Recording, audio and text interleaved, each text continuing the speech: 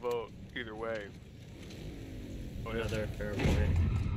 Legally finally stated by the highest court, yeah, maybe this motherfucker did kind of foment insurrection, and he didn't have any reason on any factual or evidentiary reason to believe that the election was going to be stolen, but he said that from the beginning and just kept saying the big lie over and over, and caused this whole scene.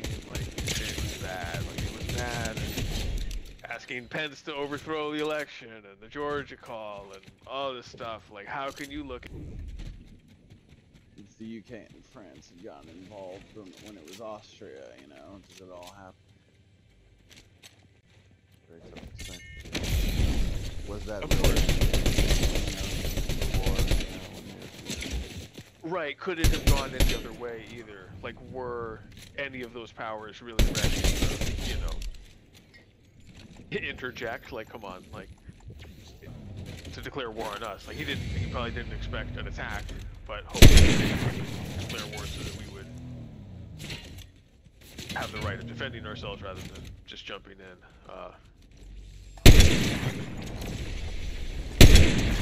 That's how it's always been explained to me, that it was knowingly provocative, and that place is called, and you're wrecked.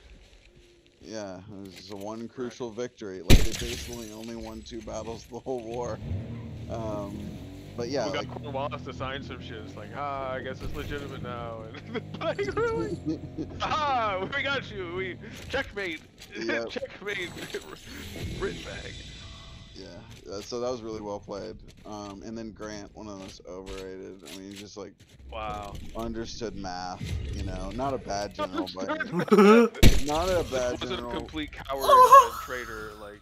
Sure, yeah, that's all true, but no, like, incredible, like, strategy explaining. It's like, he just wasn't terrible. All the other ones were just fucking awful. Yeah, completely incompetent versus, like, baseline, like, could do his job. Yeah.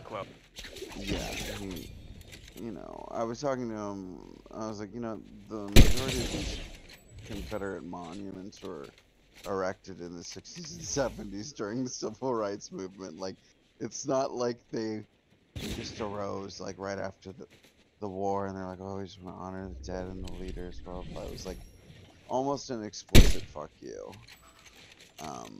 And then people are still crying about it now. It's like, well, I mean, I don't mind you having them in museums or something, but do we really need to honor these people who fought against our country? I don't understand.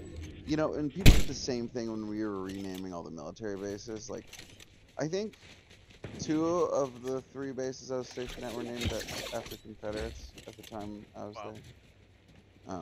They've since changed, but yeah, that always blew my mind.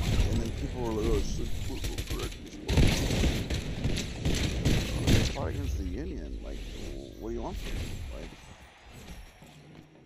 and they weren't even particularly good generals. Like, they didn't even pick the good Confederate generals. It was like losers, like nobodies. Hood, Benning, like idiots, dude. Right.